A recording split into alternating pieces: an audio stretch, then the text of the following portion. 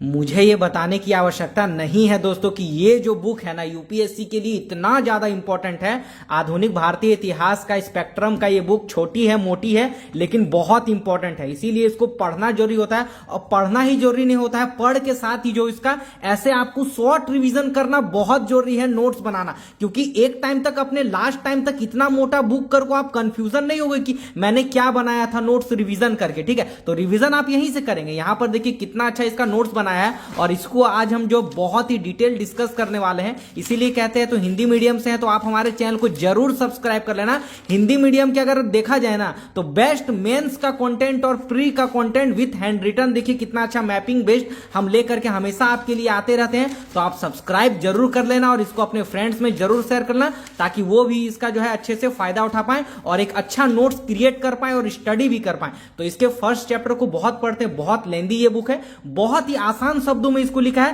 ताकि तुरंत आप इसको रिवीजन कर सके और एग्जाम तक आप अपने रिवीजन को प्रॉपर टाइम से कर सके। ठीक है, तो चलिए अभी स्टार्ट करते हैं। बहुत इंपॉर्टेंट है ये यूपीएससी पीसीएस दोनों के लिए। चैप्टर 1 आधुनिक भारतीय इतिहास का स्रोत, क्योंकि चैप्टर 1 से ही हम स्टार्ट करने वाले हैं इसको, क्योंकि ताकि आपको पार्ट बाय पार्ट उसका एक अच्छा समझ आधुनिक भारतीय इतिहास का होता जाए। और यूपीएससी में सबसे ज्यादा वेटेज देखा जाए तो इसी बुक से रहता है और आधुनिक भारतीय इतिहास से ही रहता है। ठीक है, तो चलिए अभी इसको स्टार्ट करते हैं। आधुनिक भारतीय इतिहास के स्रोत को पहले हमको पढ़ना है, तो पहले हमको 1498 से हमको जाना पड़ेगा। ठीक है, क्योंकि स्रोत इससे पहले भी था, लेकिन 1498 आधुनिक भारतीय इतिहास के स्रोत इस टाइम तक बहुत आना स्टार्ट हो जाते हैं, क्योंकि यहां से जो है यूरोपियों का आगमन भी शुरू हो जाता है। थोड़ा सा इसको पढ़ते हैं, बहुत इंपॉर्टेंट है। 1765 से 1947 के बीच क्या क्या बदलाव आए स्रोत को लेकर के, उसको पढ़ना जरूरी है, क्योंकि हम आधुनिक इतिहास के भारत को स्रोत को पढ़ रहे हैं, तो उसी के अकॉर्डिंग हमको पढ़ना पड़ेगा। मेंस के लिए भी ये चैप्टर बहुत इंपॉर्टेंट है। ठीक है, तो चलिए देखते हैं। जैसे इस टाइम तक क्या आ गया था, प्रेस आ गया था, साहित्य आ गया था, उपन्यास और चित्रकला आ गए थे, विदेशी यात्रा हो गया था। तो ये सब क्या हुआ था इस दरमियान, ये सब जो है फल फूल रहा था। ठीक है, थोड़ा सा शॉर्ट नोट्स यहां से रिवीजन करते हैं, देखते हैं क्या लिखा है। भारत में 18वीं से 20वीं शताब्दी, अब 18वीं से 20वीं शताब्दी मतलब ध्यान रखना, 18वीं से 20वीं शताब्दी बोल रहे हैं मतलब 1701 से 1999 तक, याद रखना एक घटा के होता है। ठीक है, अच्छा, भारत में 18वीं से 20वीं शताब्दी के दौरान प्रचुर मात्रा में ऐतिहासिक सामग्री मिली। ऐतिहासिक मतलब जो इतिहास वाला चीज होता है,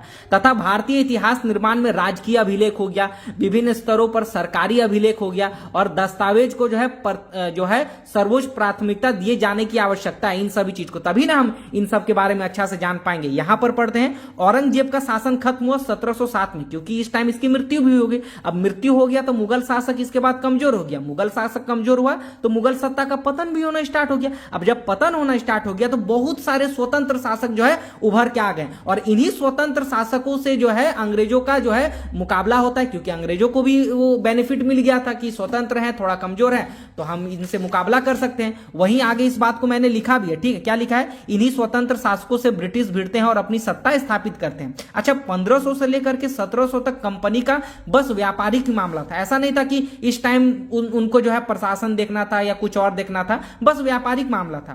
तथा 1700 के बाद ब्रिटिश के प्रशासन में जो है कदम आता है, यानी 1700 के बाद जो है वो अपने प्रशासन में अपने कदम को रखना स्टार्ट करता है। देखो मैंने यहां पर बहुत अच्छा डायग्राम और फ्लो चार्ट लिख दिया है ताकि आपको अच्छे से समझा पाऊं इस चीज को। इसीलिए कहते हैं दोस्तों, बहुत मेहनत लगा है यार इसको बनाने में, नोट्स बनाने में, तो आप सब्सक्राइब जरूर कर लेना। ठीक है, और ऊपर से वीडियो के माध्यम से भी समझाते हैं और नोट्स के भी माध्यम से समझाते हैं। बाकी नोट्स के लिए तो आप हमारे टेलीग्राम ग्रुप में ऐड ही हो सकते हो, बहुत ही कम प्राइस में बहुत ही अच्छा ग्रुप बना दिया है। ठीक है, तो यहां पर चलो, यहां पर इसको देखते हैं। 1600 से पहले हमने रखा है 1765, फिर 1765 से 1858, 1858 से हमारी आजादी तक यानी 1947। अच्छा, 1600 से 1765 के बीच क्या होता है, इस समय केवल भारत में व्यापार ही चल रहा था। ठीक है, और यहां पर क्या हुआ, 1765 के बीच में क्या हुआ था, 1764 का जो है बक्सर का युद्ध हुआ था, है ना। बक्सर का जब युद्ध हुआ तो बक्सर का युद्ध जब हो गया तो इसके बाद अब क्या होता है, थोड़ा सा ध्यान से देखो। 1764 के बक्सर के युद्ध के बाद अंग्रेज ने जो है बंगाल पे पूर्ण नियंत्रण स्थापित कर लिया था। इससे पहले भी नियंत्रण था प्लासी के युद्ध में, है ना, याद रखना 1757, लेकिन पूर्ण नियंत्रण नहीं था। इसके बाद पूरा अपने आप में कब्जा लिया पूरा, ठीक है। अच्छा, अब यहां पर क्या होने लगा, बंगाल के क्षेत्र में व्यापार प्लस प्रशासन दोनों जो है अंग्रेज देखने लगी। व्यापार प्रशासन देखने लगी तो यह सभी जानकारी जो है लिख कर अपने पास जो है अंग्रेज रख लेते थे, क्योंकि हम याद रखना, हम आधुनिक भारतीय इतिहास के स्रोत को अभी पढ़ रहे हैं, है ना, तो हमको अभी स्रोत को अच्छे से पढ़ना है, ठीक है। अच्छा, 1900 अब क्या हुआ, जब 1858 के बीच क्या होता है, उसके पहले क्या होता है, 1857 का विद्रोह होता है, ठीक है। अब 1857 का, जिसको हम सैनिक विद्रोह भी बोलते हैं, इससे इस दरमियान अब क्या हो जाता है, ध्यान से पढ़ना। देखो मैंने बांट के बहुत अच्छा से लिखा है ताकि आपको टॉपिक वाइज समझ आए। भारत में क्राउन का शासन आ जाता है, यानी ब्रिटेन की महारानी के नाम पर यहां पर शासन चलने लगता है। अब क्या होता है, जब तक स्वतंत्रता नहीं मिल गई भारत को, तब तक क्या हुआ, भारत में जो है वायसराय का पद जो है सर्वोच्च हो गया, और इंग्लैंड में जो है भारत का हेड जो था उसको क्या कहा जाता था, secretary of state of India, secretary of state of for India, ठीक है, जिसे भारत का सचिव भी कहा जाता था। प्रीलिम्स के लिए इंपॉर्टेंट है, मेंस के लिए भी याद रख लेना, ठीक है। अच्छा, राजकीय अभिलेख को थोड़ा सा हम यहां पर देखते हैं क्या कहता है। ईस्ट इंडिया कंपनी के अभिलेख ने जैसे कि 1600 से लेकर के 1857 की काल अवधि के दौरान व्यापार दशाओं का विस्तृत अपना जो है वर्णन दिया है, ठीक है। जैसे राजकीय अभिलेख के दौरान निदेशक मंडल और बोर्ड ऑफ कंट्रोल, बहुत इंपॉर्टेंट है, इसको आगे और अच्छा से डिस्कस करें। निदेशक मंडल और बोर्ड ऑफ कंट्रोल से संबंध अभिलेखों के अतिरिक्त जिले से लेकर के सर्वोच्च सत्ता तक के प्रशासन के सभी पहले जो है इसमें शामिल होते थे, ठीक है। अच्छा, बहुत इंपॉर्टेंट, इसको अच्छे से थोड़ा सा पढ़ो, ठीक है। ईस्ट इंडिया कंपनी जो था, एक इसमें था कोर्ट ऑफ डायरेक्टर्स, जिसको हिंदी में निदेशक मंडल भी बोलते थे। ये क्या देखता था, व्यापारिक ट्रेड यानी व्यापारिक मामलों को ये देखता था, ठीक है। निदेशक मंडल जो है इसकी जानकारी किसको देता था, क्राउन को देता था, ठीक है।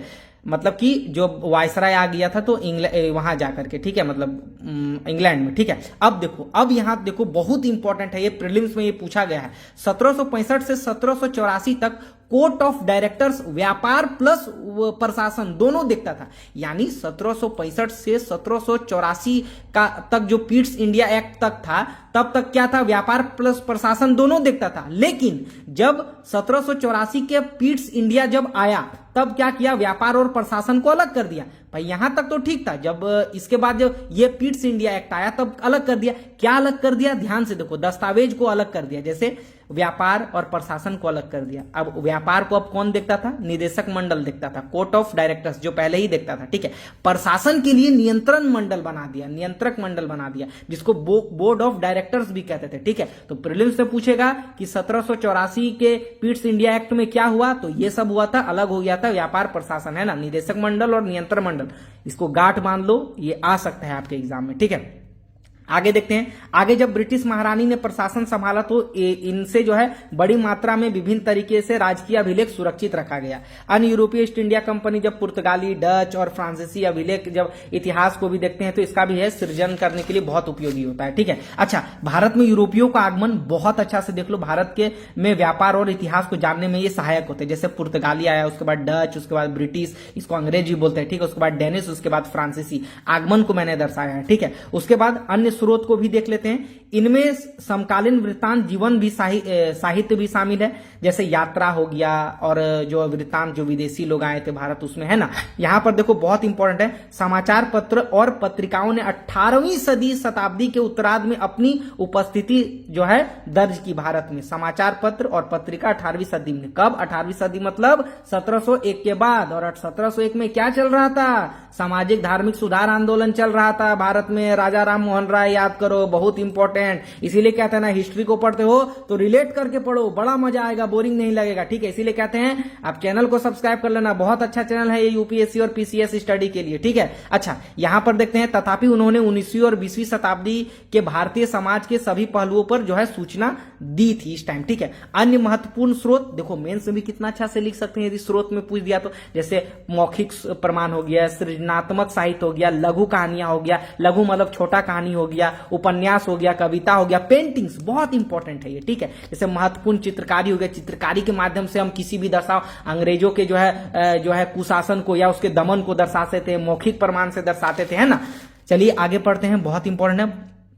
पुरालेख सामग्री को हम देखते हैं क्या है ना, ऐसे दस्तावेज है जिन्हें कोई संगठन, लोक प्राधिकारी संस्था, व्यवसाय या परिवार अपने कार्यों के दौरान करता है, ठीक है। जैसे कि ऐतिहासिक अनुसंधान के संदर्भ के लिए जो प्रमाण जो है सुरक्षित रखा जाता है, कहीं म्यूजियम वगैरह में आपने देखा होगा, है ना। अच्छा, व्यापक तौर पर इन राजकीय अभिलेखों की 4 श्रेणियां हैं, बहुत इंपॉर्टेंट है, इसको याद करना है ना। एक केंद्र सरकार की पुरालेख, एक राज्य सरकार की पुरालेख जहां पर हिस्ट्री वगैरह को अच्छे से संजोए के रखा जाता है, न्यायिक अभिलेख हो गया, मध्यवर्ती अधीनस्थ प्राधिकरण अभिलेख हो गया, ठीक है। अच्छा, इसको देख लेते हैं। न्यायिक अभिलेख में जैसे कि देख लो, जैसे बंगाल प्रेसिडेंसी में क्या था अंग्रेज के टाइम में, जैसे एक बंगाल प्रेसिडेंसी था, बॉम्बे प्रेसिडेंसी था, मद्रास प्रेसिडेंसी था। इन तीनों में जो है प्रांतीय न्यायालय भी ये था, ठीक है। 1773 के रेगुलेटिंग एक्ट के तहत जो है 1774 में एक सुप्रीम कोर्ट की स्थापना की गई थी। इसको एकदम माइंड में याद रखना, न्यायिक अभिलेख में तो ये सब आप दर्शा सकते हैं। अच्छा, इनके अतिरिक्त निजी अभिलेख और विदेशों से उपलब्ध सामग्रियां भी स्रोत के माध्यम से हमारे लिए काम करती है। केंद्र सरकार की पूरा अभिलेख, थोड़ा सा ये हम अंग्रेजों की टाइम की केंद्र सरकार की पूरा लेख की बात कर रहे हैं, ध्यान से रखना, ठीक है। अच्छा, नई दिल्ली में जैसे कि अभी क्या है कि राष्ट्रीय अभिलेखागार बना है 18वीं शताब्दी के तक, ये जो है एक बहुत ही वर्तमान तक भी देखा जाए तो बहुत अच्छा है हिस्ट्री को, चीजों को देखने के लिए, जानने के लिए, है ना। अच्छा, 1773 का रेगुलेटिंग एक्ट आया, उसके बाद 1784 का पीट्स इंडिया एक्ट आया, उसके बाद 1813 का चार्टर्ड एक्ट आया, उसके बाद 1833 का चार्टर्ड एक्ट आया, 1857 का चार्टर्ड एक्ट आया। ये सभी जो है महत्वपूर्ण जानकारी इस एक्ट के तहत सूचना और संदर्भ को, स्रोत को रखा गया था, है ना। तो उस टाइम का केंद्र पुरालेख अभिलेख के बारे में पूछेगा तो ये सब का आप जिक्र जरूर करना, है ना। अच्छा, थोड़ा थक जाते हैं दोस्तों, है ना। चलिए, एक जेम्स रेनल को आप याद रख लेना फैक्ट के तौर पे, वैज्ञानिक मानचित्रक था, प्रथम जनरल सर्वेयर ऑफ बंगाल था, है ना, इसको याद रख लेना, है ना। अच्छा, राज्य सरकार के बारे में पढ़ते हैं, अलग अलग रियासतों में अलग अलग प्रकार की जो है राज्य सरकार के द्वारा वहां रखा जाता था, है ना।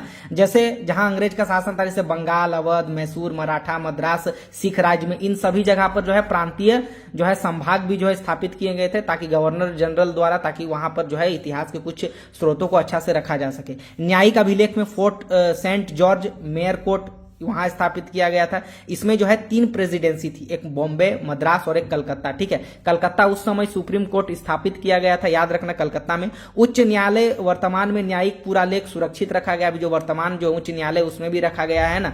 जैसे क्रिमिनल एंड सिविल कोर्ट के मामले भी वहां जो है रखे जाते थे, और अभी भी रखे जाते हैं, और अंग्रेजों के टाइम में भी रखे जाते थे, ठीक है। क्योंकि अंग्रेज ने, एक बात याद रखना, अंग्रेज जो अपना जो वर्क करते थे ना यार, बहुत ट्रेडिशनल, बहुत संभाल के वो चीजों को रखते थे, ठीक है। इसीलिए ना उसकी जानकारी हमें आजकल बहुत टाइप में मिलती है ना।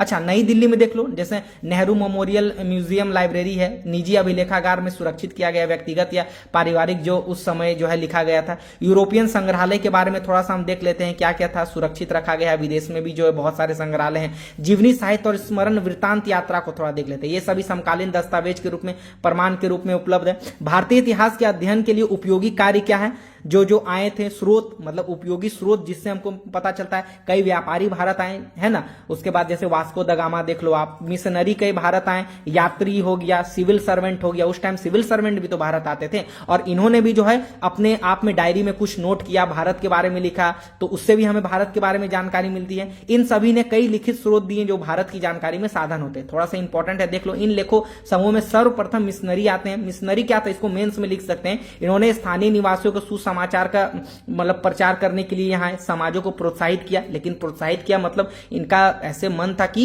मिशनरी यानी ईसाईयत को फैलाना, है ना। इसका लक्ष्य ईसाई को फैलाना था। आर्थिक सहायता इसको मिलती थी, किससे आर्थिक सहायता मिलती थी, प्रशासन द्वारा। जैसे कुछ सिविल सर्वेंट जैसे जॉन सॉर चार्ल्स ग्रेट ने ईसाई धर्म का प्रचार करने के लिए जो है समर्थन भी किया था, ठीक है। अब भाई अंग्रेज है, सिविल सर्वेंट है, उधर से आ रहा तो वो तो ये करेगा ही। बहुत इंपॉर्टेंट है, इस टॉपिक को आप बहुत अच्छे से पढ़ना, बहुत इंपॉर्टेंट वे में इससे छाट करके इसको लिखा है, ठीक है। यात्रा को लिखते हैं, विदेशी यात्रा वृत्तांत को पहले यहां पर देख लेते हैं। जैसे ब्रिटिश ईस्ट इंडिया कंपनी के कुछ कर्मचारी के यात्रा वृत्तांत बेहद मूल्यवान है। एग्जाम्पल के तौर में जॉन फॉस्टर, जिन्होंने बंगाल से कश्मीर तक की यात्रा की और काबुल, कैस्पियन सागर एवं सेंट पीटर्सबर्ग होते हुए इंग्लैंड गए, उसने भी यात्रा को दिया। क्योंकि ये सब टॉपिक आप मेंस में थोड़ा लिख सकते हो ना, या हो सकता है इसको हिस्ट्री में भी पूछ सकता है, प्री में आपके, है ना। इनके द्वारा भारत की राजनीतिक दशाओं के बारे में लिखा गया। अन्य महत्वपूर्ण विदेशी वृत्तांत जानकारियां जो ईस्ट इंडिया कंपनी के लिए महत्वपूर्ण थी या जो दिया, जैसे कि मान के लो, देखो मैंने क्षेत्र में बांट लिया। जैसे कि एक जैसे कि मान के चलो ये हो गया दक्कन का क्षेत्र हो गया, तो कौन आया था दक्कन के क्षेत्र में? बेंजामिन हेड आया था। इसने क्या बताया? प्रायद्वीप के आर्थिक जो है उत्पाद के बारे में ये जो है डिस्कस किया, ठीक है, उसके बारे में बताया। और इसकी एक बुक भी इंपॉर्टेंट है, several to earth through various part of the peninsula, तो इसको भी आप लिख सकते हैं। कितना अच्छा, जैसे कि कच्छ के, गुजरात के कच्छ के बारे में कौन बताया? तो जेम्स बर्न ने बताया, visit to the court of Sindh, है ना, इसके बारे में लिखा। जैसे सिंध के बारे में अलेक्जेंडर बंस ने लिखा, सिंध का क्षेत्र के बारे में कि यहाँ की आर्थिक स्थिति को और उसके ये को बताया। सिलीमैन बहुत इंपॉर्टेंट है, सिलीमैन अवध के क्षेत्र में आया और यहाँ की जानकारी दी। इसका बुक भी है, journey through the kingdom of Awadh, बहुत इंपॉर्टेंट है, प्रीलिम्स में क्वेश्चन भी पूछा गया है। अवध जैसे कि जॉन बटलर एक था, असम की पहाड़ी क्षेत्र में आकर के इन्होंने यहाँ की जानकारी दी। तो कितना अच्छा मेंस में अगर हम ऐसे करके शॉर्ट करके लिखते हैं तो आपको बताओ याद नहीं होगा, और कितना अच्छा इसको मैपिंग थ्रू भी हम याद कर सकते हैं, है ना। उसके बाद समाचार पत्र पत्रिकाओं के बारे में भी हम पढ़ेंगे। जैसे 19वीं से 20वीं शताब्दी से 1800 के बाद क्या हुआ, समाचार पत्र पत्रिका अंग्रेजी के साथ साथ विभिन्न दस्तावेज भी प्रकाशित होने लगे। जैसे बंगाल में बंगाली भाषा, गुजरात में गुजराती भाषा, महाराष्ट्र में मराठी, इन सभी ने जो है आम आदमी को पढ़ने के लिए प्रोत्साहित किया। भारत में समाचार पत्र प्रकाशित करने के लिए प्रथम ईस्ट इंडिया कंपनी के असंतुष्ट कर्मचारी द्वारा निजी व्यापार की कुरीतियों को बताने के लिए गया था, यानी कि अंग्रेजों द्वारा ही पहले किया गया था, समाचार पत्र लाया गया था, क्योंकि वो लोग भी जानते थे कि कंपनी के अंदर भी कुरीतियां कुछ हो रही है। इसी को देखते हुए याद रखना, जहां जेम्स अगस्टन हिके ने जो है 1780 में बंगाल गजट जो है कलकत्ता के जनरल एडवाइजर थे, इन्होंने जारी किया था भारत का पहला समाचार। 1780 में बंगाल गजट आया था नामक पहला जो है समाचार पत्र जो है प्रकाशित किया था। प्रीलिम्स में पूछ भी सकता है, बहुत इंपॉर्टेंट है। महत्वपूर्ण समाचार उस टाइम जैसे कि प्रेस एक्ट 1835 की नरम नीति और 1856 तक जारी रहा, ये जो नीति जारी रहा और देश में समाचार पत्रों का विकास के लिए प्रोत्साहन करता रहा, ठीक है।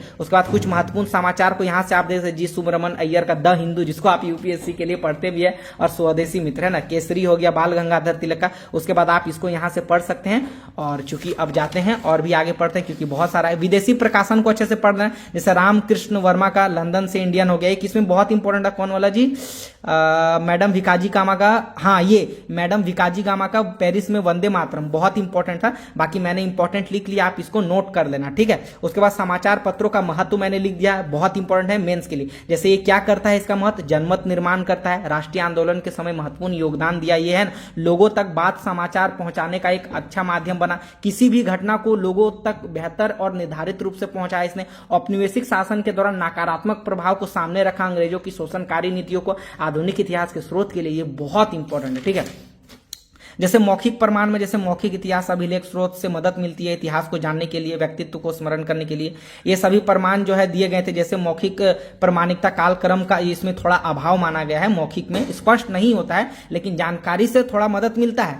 मेंस के लिए बहुत इंपॉर्टेंट सृजनात्मक साहित्य, है ना, जैसे 19वीं और 20वीं शताब्दी में विकसित हुई अंग्रेजी और देसी भाषाओं के नवीन साहित्य के रूप में विकास हुआ, जहां देसी भाषाओं और प्राचीन साहित्य को भी जो है ये हुआ, ठीक है। जैसे नवीन साहित्य के केंद्रों में जैसे प्रवावधीन और जो भारतीय काव्य का जो हमें दर्शन देखने को मिलता है, जो जिससे हम जो है अपनी बात को रखते हैं, जैसे मंच अभ्युदय हो गया, ये सब बहुत इंपॉर्टेंट है, इसको आप नोट कर लेना, मेंस में आप इसको लिख सकते हैं, ठीक है। उसके बाद जैसे कि और भी जैसे वास्तव में भारतीय रोमांटिक, यहां पर देख लो, रोमांटिक काव्य स्वतंत्रता के लिए संघर्ष का एक मुख्य प्रतिनिधित्व था, ठीक है। जैसे उर्दू में मोहम्मद इकबाल हो गया, हिंदी में निराला हो गया, बंगाली में काजी नजरुल इस्लाम हो गया, मराठी में केशव वस्तु हो गया, मलयालम में आपका जी शक कुरूप, है ना, जी शक कुरूप हो गया, है ना। उसके बाद सुब्रमण्यम हो गया। भारत में इसी काल में बहुत सारे और भी जैसे जो कवि आए जिन्होंने अपनी बात रखी स्वतंत्रता के रूप में उपन्यास, है ना, इसको आप थोड़ा देख लेना। इंडो यूरोपियन के संपर्क में परिणाम जो है उपन्यास था, जिसमें 19वीं शताब्दी के उत्तरार्ध उदय हुआ, ठीक है। अच्छा, उस समय प्रसिद्ध उपन्यासकार कौन कौन थे, थोड़ा सक्सेस दो। जैसे बंकिम चंद्र चटर्जी का आपका आनंद मंठ बहुत इंपॉर्टेंट, ऐसे इच्छाराम और सूर्य राम का भी मैंने यहाँ पर कुछ इंपॉर्टेंट लिख दिया, बाकी ये बहुत इंपॉर्टेंट है, इसको भी आप देख सकते हैं। गिरजी देवी और राम तीरथ थम्माल, ठीक है, इनका बहुत इंपॉर्टेंट है, तो ये सब एग्जांपल के तौर में भी आप लिख सकते हैं। उसके बाद प्रेमचंद्र का उपन्यास बहुत ज्यादा इंपॉर्टेंट है। प्रेमचंद्र ने कल्पित साहित्य अथवा साहित्य संसार में भारत को अलग दिशा दी। बहुत इंपॉर्टेंट है, आप इसको एक अच्छे से पढ़ो, जहां सामाजिक परिवर्तन तथा भारतीय ग्रामीण समाज की समझ को ये जो है प्रतिबिंबित करता है और गरीब जो है उसको बताता है। ठीक है, तो मेंस में ये पूछ सकता है। इनके लेख में क्या क्या था, इंपॉर्टेंट है, जो आप पढ़ते भी हैं हिंदी साहित्य के अगर विद्यार्थी होंगे, जैसे गोदान, रंग भूमि, पूस की रात, सेवा सदन, प्रेमा सदन हो गया, कफन हो गया, शतरंज के खिलाड़ी। ग्रामीण जीवन को इन्होंने जो है उद्घाटित किया, मतलब उसको सामने लाया। और उपन्यास परंपरा के तौर पे ये एक ये है, यहां पर देखो मैला आंचल बहुत इंपॉर्टेंट है, इसको इन्होंने दिया। अन्य विभूषण जैसे अन्य जैसे कि यहाँ पर चट्टोपाध्याय एक है, जैसे पाथेर पंचाली, ये बंदोपाध्याय चट्टोपाध्याय होगा, पाथेर पंचाली इन्होंने लिखा। लघु कहानी के तौर पे जैसे रविंद्रनाथ टैगोर यहाँ पर जो है प्रसिद्ध हुए। तो ये बहुत इंपॉर्टेंट रहा और पढ़ते पढ़ते थोड़ा सा मैं इसको थक भी गया हूँ दोस्तों। तो वीडियो पसंद आती है तो सब्सक्राइब कर लेना। बाकी आप नोट्स इसको जरूर लिखिए और जरूर क्रिएट कीजिए। और मैं कोशिश करता हूं इसी तरीके के शॉर्ट रिवीजन नोट्स आपके लाने का, तो आप चैनल को सब्सक्राइब कर लेना।